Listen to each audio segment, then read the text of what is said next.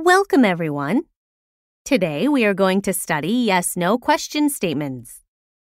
A yes-no question is when you ask someone a question to get a yes or no answer. You can make yes-no questions using the be verb, the do verb, and the helping verb can. First, to make a question statement using the be verb, place am, are, is before the subject and put a question mark at the end of the sentence. For example, are you hungry? Or, is it raining now?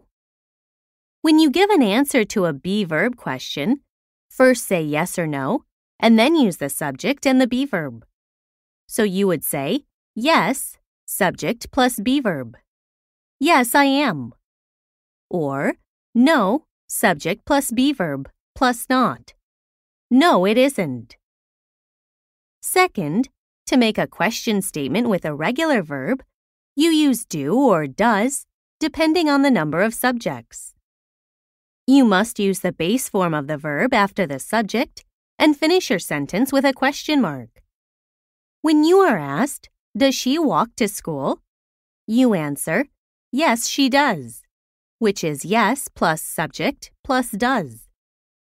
Or you can answer negatively by putting not after does.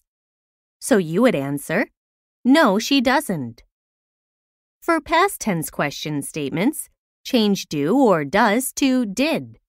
For example, did you do your homework? Third, for helping verbs, put the verb before the subject. So, can you cook?